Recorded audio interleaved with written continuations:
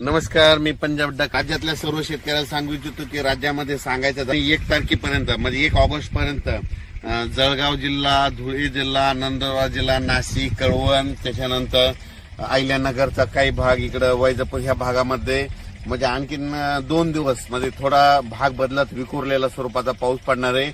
म्हणून उत्तर महाराष्ट्रातल्या शेतकऱ्यांनी हा अंदाज लक्षात घ्या. पण राज्यात सांगायचं झालं तर पूर्व विदर्भ आणि पश्चिम विदर्भ, त्याच्यानंतर आपण काय करू, मराठवाड्याकडू.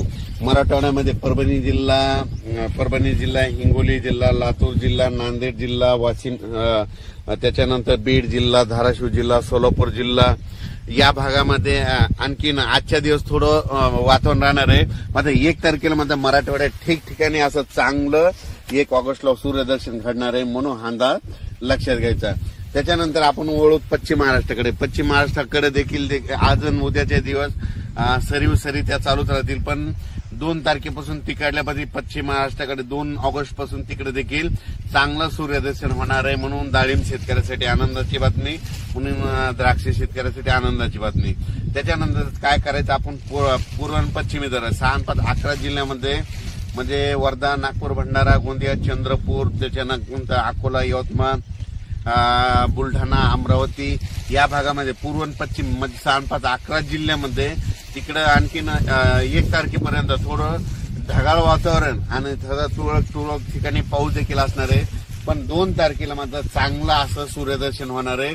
2 तारखेपासून ते 8 ऑगस्ट पर्यंत चांगलं सूर्यदर्शन घडणार आहे. म्हणून तुम्ही ती शेतीची कामे आटपा.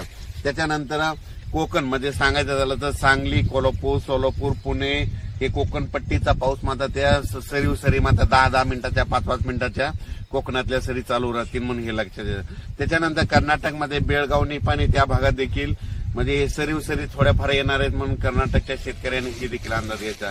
पण राज्यात परत तुम्हाला सांगू इच्छितो की आता परत 1 ऑगस्ट पासून ते 8 ऑगस्ट पर्यंत काय होणार आहे, चांगलं सूर्यदर्शन होणार आहे, पावसाचा जोर कमी होणार आहे. मग पाऊस नंतर राज्यात कधी येणार, शेतकऱ्यांनी कधी कामं करून घेतली.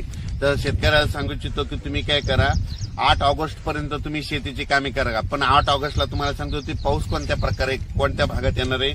8 ऑगस्टला तुम्हाला सांगतो कर्नाटकमध्ये बेळगाव, निपाणी तालुका, त्याच्यानंतर सातारा, सांगली, कोल्हापूर, सोलापूर, त्याच्यानंतर पुणे, त्याच्यानंतर अहिल्यानगरचा दक्षिणेचा भाग, त्याच्यानंतर सोलापूर जिल्हा पूर्ण, त्याच्यानंतर धाराशिव जिल्हा पूर्ण, लातूर जिल्हा पूर्ण, परभणी जिल्हा, त्याच्यानंतर बीड जिल्ह्यात जामखेडपर्यंत, त्याच्यानंतर इकडं नांदेड, यवतमाळ या भागामध्ये हा पाऊस येणार आहे 9 ऑगस्ट नंतर, म्हणून हे अंदाज लक्षात येतात. अचानक वातावरणात बदल झाला तर लगेच एक मेसेज दिला जाईल.